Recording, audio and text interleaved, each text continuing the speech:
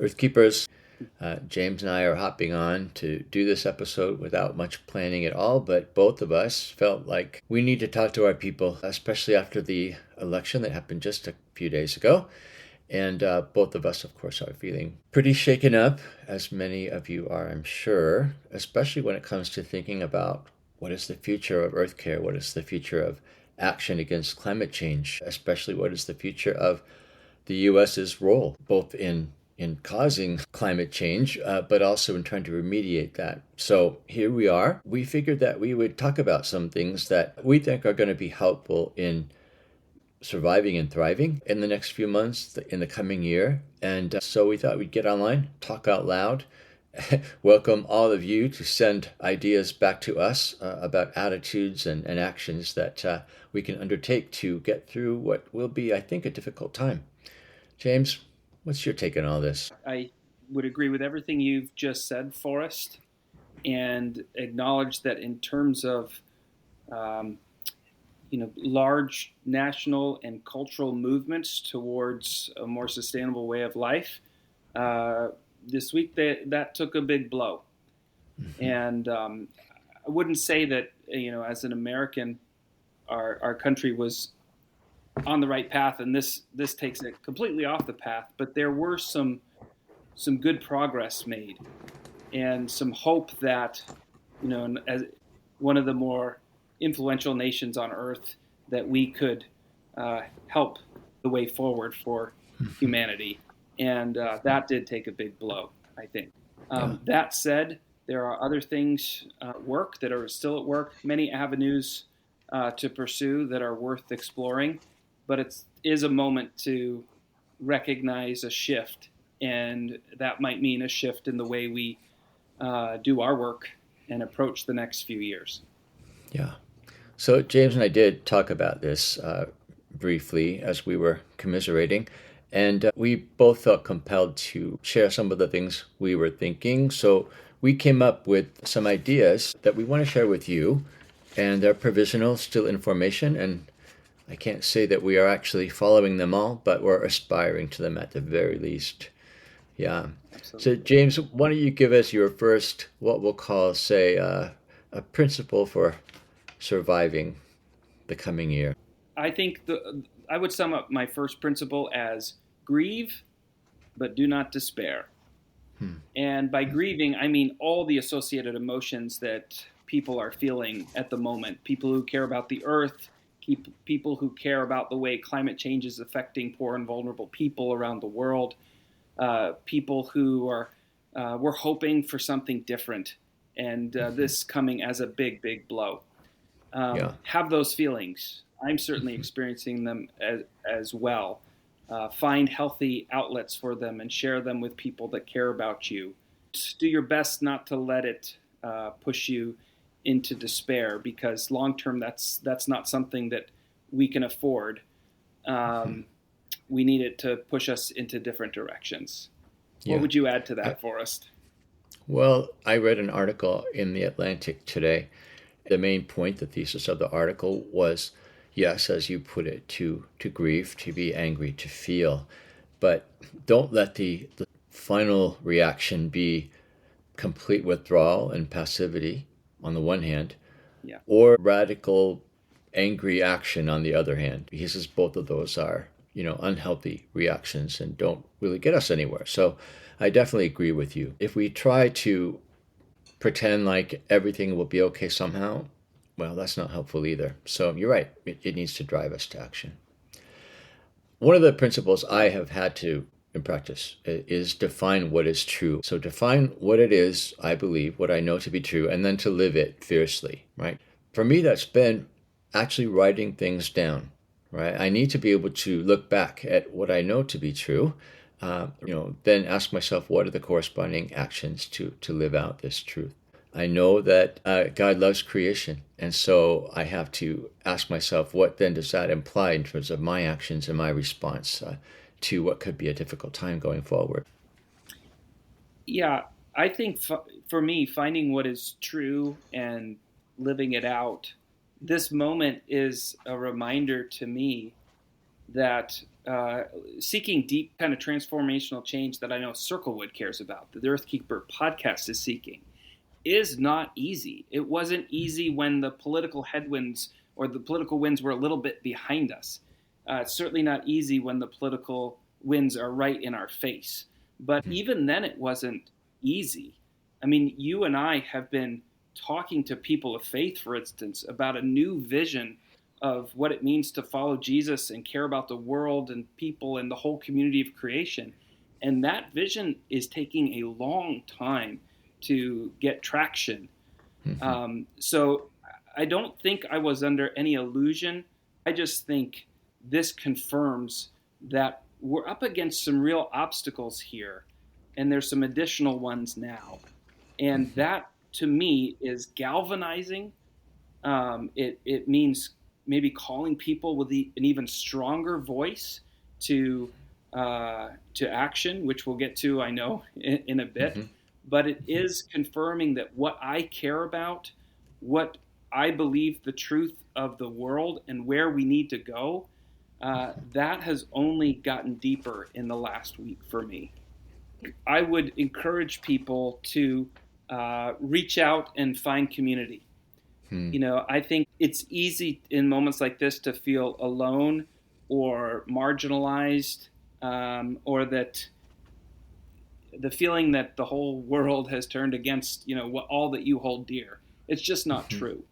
And there are lots and lots of people perhaps feeling what you are feeling, what I am feeling. Lots of people looking around for others who might be going through a similar process of grief, of wondering, of confusion, and lots of people who are going to turn their attention to what's next, what to do now. Wherever those people are, whether they're in your family, in your church, in your community, find them if you haven't found them yet.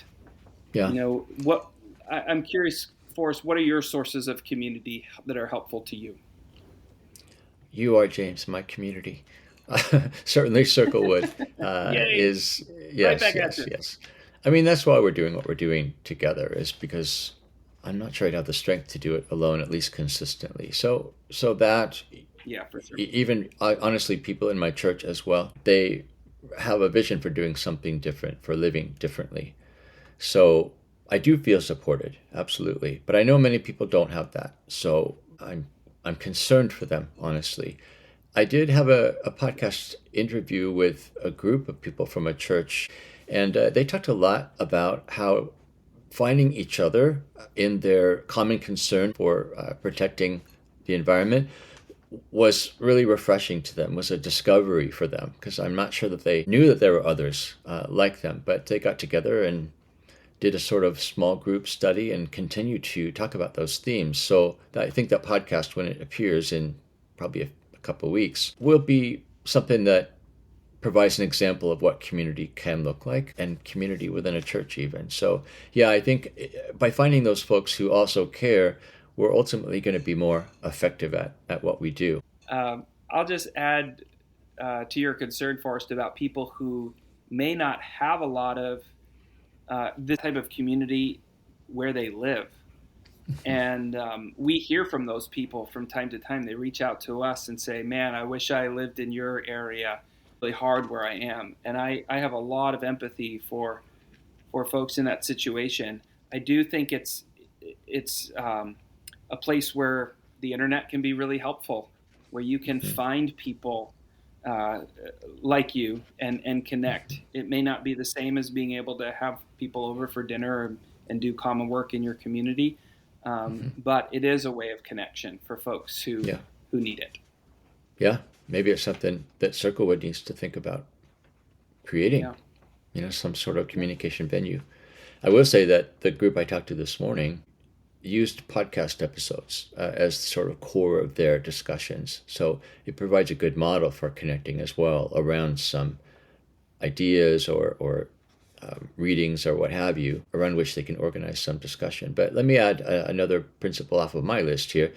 I call it witness to a better way, or maybe to paraphrase Parker Palmer, let your actions speak, let your life speak.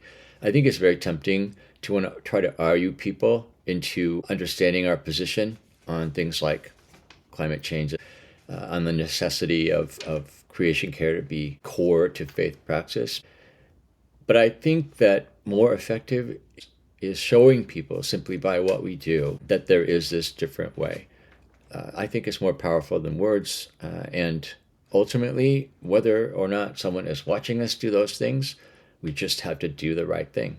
That's what it's all about right now. Persist and persevere.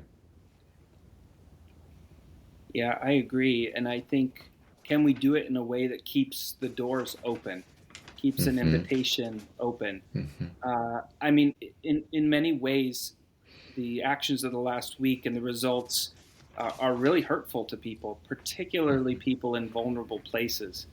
Yeah. And I don't want to gloss that over. On the other hand, if we're going to move forward, if we're going to shift culture, if we're going to shift our churches, we have to create the kind of communities that are firm in what we believe, that demonstrate this alternative way, and always have a door open for people who want to join. Yeah. It's easier to learn together, I think. What would you add in terms of principles? I think the last one is pretty simple. It's just get to work. Mm-hmm. You may not be in a place to do that yet, or you may not know where to put your grief, your energy, whatever is kind of rumbling around inside your heart and mind and soul. Get your eyes and ears open for opportunities to just do good in the world. Mm-hmm. Again, finding community to do that, I think, is the best way forward. But it's also a way to heal, is to just get your hands dirty, sometimes literally, and do things that make the world a better place. I think that Yeah. that might tie all the things we're talking about together. In some ways, it's that simple. Get to work. You and I just had a conversation with a guy who helps people to establish little micro nurseries to raise baby seedlings to then be replanted in reforestation projects. Now, he sets them up to grow 100 little trees for maybe 1 to 2 years. Is that going to change the world? Is it going to heal the climate? It isn't, but it's something, right? It's giving people something to do, which on the one hand satisfies some part of us that doesn't want to be powerless. But I think also it opens the door to learning. So if you just act and do something, even if you don't feel confident in doing it, ultimately it provides an avenue for learning. And I think, again, an avenue for community because you can find other people who may want to help you in that endeavor as well. I couldn't agree more. And it, Forrest, is making me think of the young adults we're working with in our ecological faith and vocation cohort. Exploring with them what it means that all of us have this calling to be earthkeepers in that Yeah. broad sense of caring for one another and the entire community of creation. We share that, but within that, all of us have unique gifts and abilities and callings, and it's one part of our task is to discover what that is and what's available to us, and just do that. Some people, they might have political influence locally, regionally, or nationally. They should exercise that for the common good. Others, yeah, maybe it's a micro nursery in your backyard, or organizing neighbors for a community garden, helping your neighbor in need. All of those things are part of that common call to be good earth keepers. And with that, there's so much we can do. Well, I have one more, but I will tell you it is not something I am doing well. But I'm going to say it anyway as an aspirational goal. And that is something that actually arose in conversation with John Philip Newell that you and I had some time back. I'll state the principle this way. Look for the light of the divine in all creation, including people with whom you disagree. If we really believe that God is in everything, God is in all parts of creation, that has to apply to people, especially to people. And so even if people are so opposite to us in terms of views and opinions that we just can't have relationship with them, nevertheless, we have to understand that God is in them. They are God's creation. Somehow we've got to identify that in them and to respect and love in response to seeing that.